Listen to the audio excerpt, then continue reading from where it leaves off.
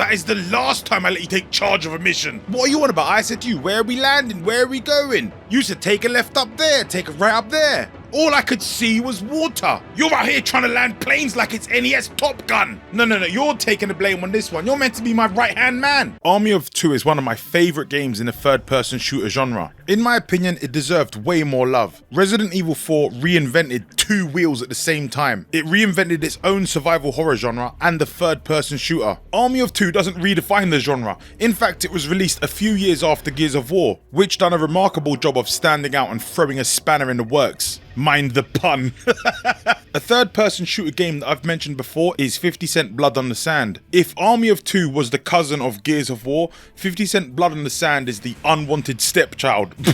But he's actually pretty cool. You think he's gonna be rubbish because everyone says, listen, that guy is rubbish, he is unwanted. But it turns out he's a gangster rapper with a wild imagination. Did I ever tell you about my solo mission?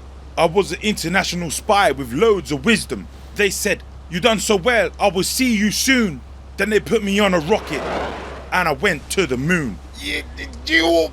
I can't believe the stuff you say sometimes. Oh, I was born sometime around the war. As the title suggests, Army of Two, there's a big emphasis on the two-player aspect of the game. It brings back that old school couch co-op experience that was left behind in the older generations. Imagine a game like Contra or Gunstar Heroes, but it's 3D. That's what Army of Two is. And you might think, how can a game like this work for a solo player? There's a game called Brothers: A Tale of Two Sons, which has you playing as two boys at the same time.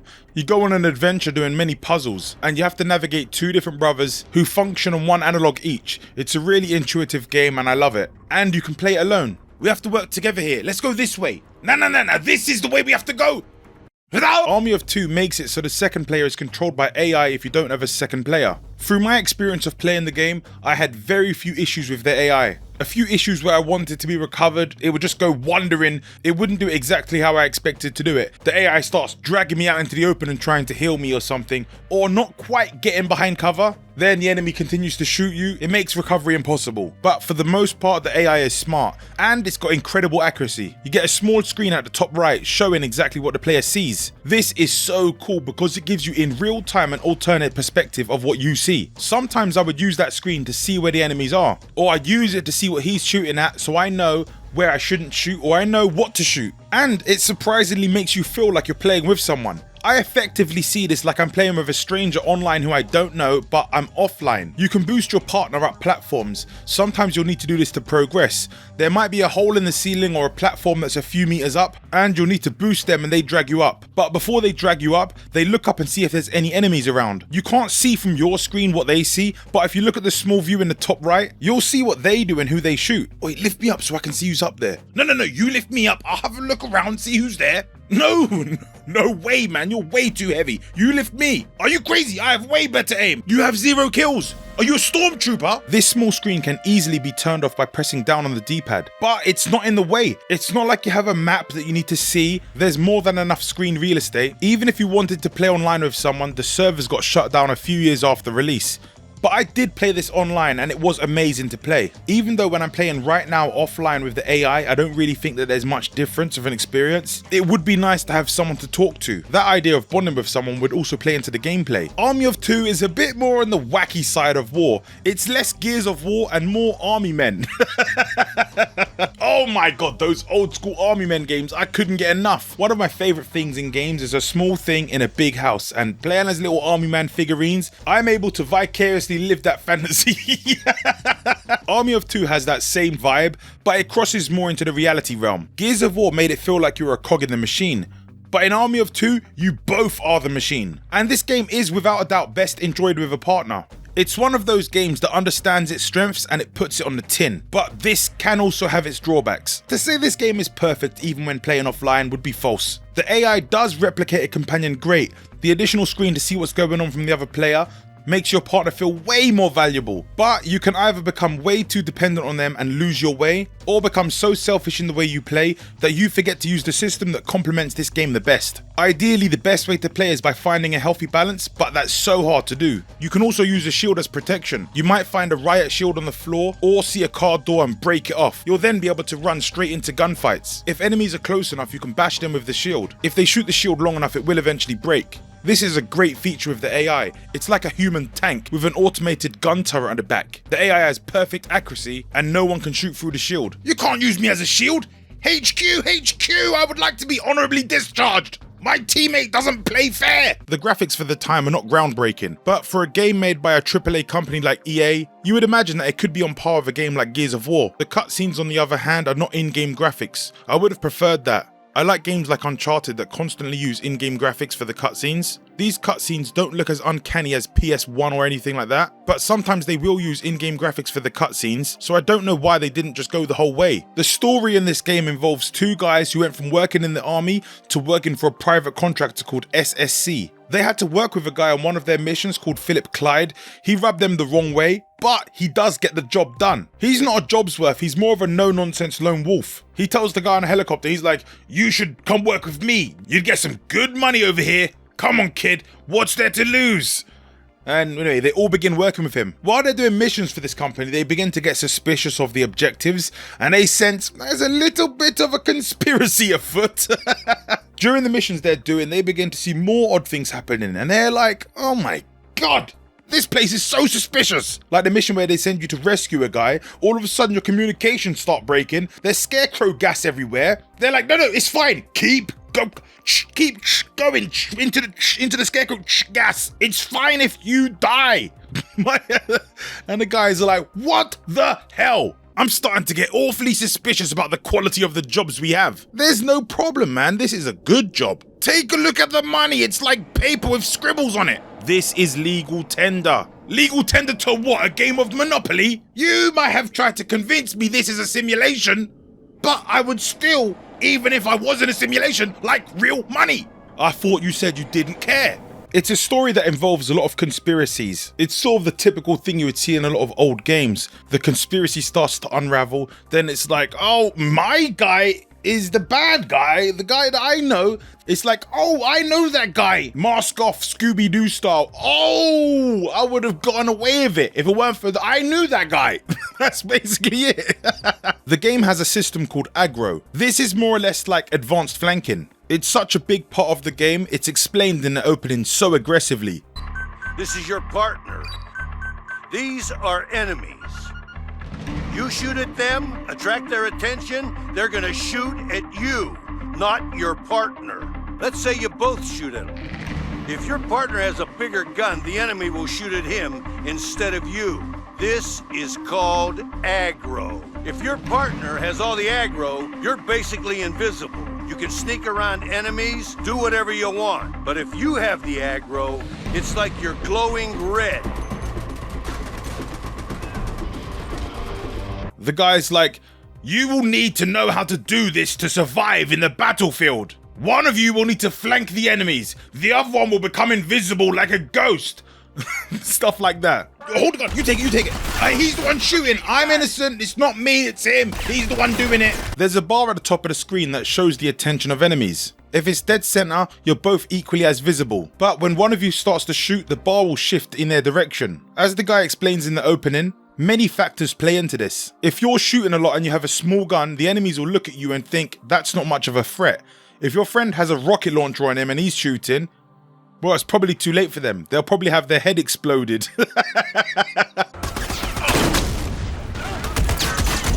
When the aggro meter is fully on one of the people, the other person will be translucent, and the one with aggro will be flaming red, like he's eating a bag of flaming hot Cheetos, or he's been caught red-handed in the cookie jar. And he's so embarrassed. He's like, end me now. I've been caught red-bodied.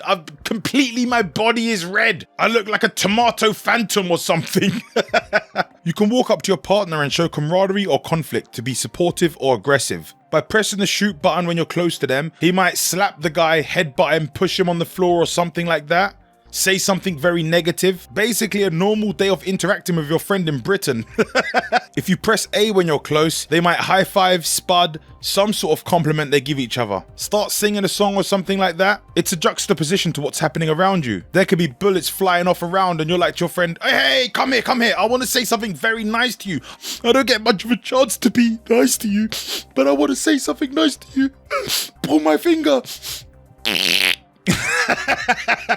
Put it right here, bro. You ain't so bad for a butthead. What did you say? Sorry. I mean a headbutt. What did you do that for? You can swap weapons with your partner. If they have a weapon that you like, you can think, oh, you've got a shiny gold rocket launcher. That looks so much better on me. Oh, you got a bedazzled automatic shotgun. Don't mind if I do take that. Oh, what is that? A diamond-encrusted, gold-plated MP7? All for you? None for me? I might have to take that from you. I want to look like $1 million. The buddy, bro, mate, pal, friend system is so ingrained in this game. It goes through every single aspect, as you can tell. There's even a co-op sniping thing you can do. If you choose the co-op sniping option, then you aim at something and shoot. Your AI partner will shoot at the exact same time at the exact same thing, or the target that's next to it that you're meant to shoot together. Whatever it is. I didn't really use this very much. I should have. I just forgot about it. There's so many things in this game that you can do. You'll constantly forget to use the AI system to boost camaraderie. Even though it's superficial, you emotionally get something from it as the player. It's one of them things where a game shows you effort, you appreciate it and respect it. We gotta cross that bridge. We're a few minutes, but did you just shoot the bridge with a rocket launcher? What is wrong with you? We needed to use that bridge. What's wrong with you? Now we gotta use a hovercraft. I don't want to use the hovercraft. This ain't Diddy Kong racing. Oh my, you're making my blood pressure raise. I feel like a grape or something. You also can go back to back. There are many times where this is used throughout the game. You're parachuting from a place together, then all of a sudden land around a bunch of enemies and they're like, let's go back to back and shoot all of these guys in slow motion. No one will hit us, not one time. But if they do happen to down you, you can drag each other to safety and heal each other. It's a bit of a slow process, but it offers a second wind, fourth wind, no. As much wind as you want. Recovering an injured partner is such a great mechanic. I know many people complain about cover systems, health bars that regenerate, and recovering injured partners, but I like it. It keeps the pace of the game going. If you want to make a game a fair challenge, find a way to incorporate all these things and balance it right. Searching for health packs is really stressful. In the missions, you get told of your kills and cash earned. It's like a mini competition with your partner, and a way to show that you're working together for a bigger goal. Who's got more kills? I guess I have. I guess I'm going to hell faster. Who's earned more money? I guess I'll be going to hell fast with a nice machine gun. This game is very linear, as you would expect. You've even got a GPS. It's exactly like this in Dead Space, where it tells you where to go. I've got no problem being told where to go in a game. I like it. Even though you're not going to get lost and it's super linear, it just makes you avoid constantly looking around for 20 seconds for the next room. If you add all of those up, there'd be a lot of time wasted. The game understands you've got to play your game and get to bed. Do your thing. I'm fine with it. There are missions within each level that you get paid, and sometimes they'll just randomly put new missions onto you. They'll be like, oh, so as you're going past this place, there might be a laptop. Can you grab it? Oh, do you mind killing this guy that you're right next to? No, he's a bad guy. Believe me, trust me, he's very bad. No questions asked. The other guy's like, yeah, let's just take the mission. Okay, that's fine. Yeah, I'll do it. I'll do that. Rio, listen, I know you got a lot on your minds right now, but I just got an update to the contract from the Koreans. They believe a Chinese operative instrumental in the recent attacks is in the area with his laptop. If you can bring back the hard drive, they'll pay you pretty well. We're on it. Over and out. I can't believe you want to do these contracts while we've just been set up. Hey, the guy's gotta eat. You're unbelievable. There's also side missions that you can earn money from. These are usually simple, quick missions that you have to do, and you might have to go a bit out of your way to find them. More times than not, they're time sensitive to that current area you're in. Additionally, you can also find collectibles. You might see a suitcase that's lying in the open or hidden away in a back room somewhere, and they net thousands for those. When you pick one up, the character will talk back to headquarters saying, I found some additional intel. This is an enemy training area. They've been up to no good. She'll say, oh, we can use that. Thank you very much. I'm saying, well, wait, what can you use it for? Just tell me where they are. I want the money. Tell me exactly where they are. Track that device, and now you can see where the location of the other devices are through triangle frequencies, whatever they call it in CSI. I want them all. They're hard to find. Tell me where they are. I need more money to buy better weapons. So there's traders you can buy weapons and gear from. You can upgrade weapons and gear too. You have 3 weapons on you: a primary, secondary, and special weapon. The secondary is usually a sidearm, but it can be changed out for something a bit more substantial, like a submachine gun or something. The main ones you go for the big weapons like shotguns and machine guns, and the special could be a sniper rifle or a rocket launcher, as well as a stinger. The stinger is very useful for beating the heavies. Those guys come in with super armor and they're very hard to kill. You have to get behind them. This is where the aggro system is very useful. You command your main guy to take the attention. While they're looking at him and shooting, you sneak up behind the guy invisible, eliminate him, shoot him in the back with a shotgun, finished. And in the battlefield, when things are getting very hairy, you can feint death. It's so funny. The guy just flops to the floor like a fish. It says in the game, enemies only bite once, so you can't do it many times. So I'm just there laying down for ages like I haven't slept in weeks. Oh, I've been shot. I've been killed. I'm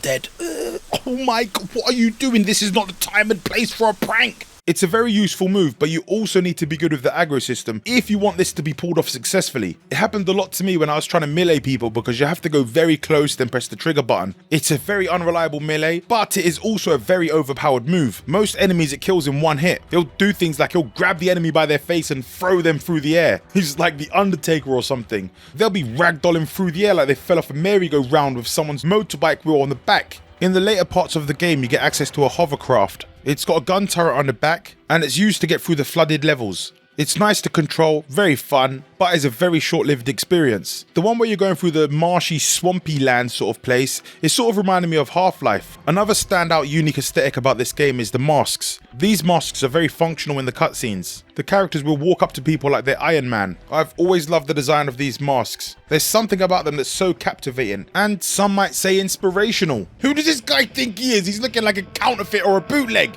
Here, take a look at this guy. He looks a bit like you. I don't know about that. I think he looks more like you. No. That's you. You might want to look into a mirror occasionally. That's you. You have various different commands that you can use on your AI partner. There's press up on the D-pad for go ahead, there's press left on the D-pad for regroup, there's press right on the D-pad for hold position. If you press that direction a second time, it will do it with aggression. This is so you can get aggro on your partner and you can run ahead or do whatever you need, flee back to safety with no problems. When you use this perfectly with the screen, you can know exactly how to approach every situation. The difficulty in the game is constantly shifting. It ebbs and flows in conjunction with your strategy. A fluctuating difficulty that adapts to your playstyle is nothing original. We've seen this in games before, but this constantly shifting difficulty will force you out of your comfort zone. It encourages you to try different strategies. You might be a player that's used to running into a battle situation headlong, guns blazing. You might be a player that's used to camping, sitting back and doing nothing, waiting for opportunities to come to you. All of these are fine when you play a game like this, and your AI partner is designed to perfectly complement the playstyle you're currently using. Input is required from the player, so you have to be alert and use your effort, but initiative is programmed into the partner. Flanking in games is usually a very simple thing,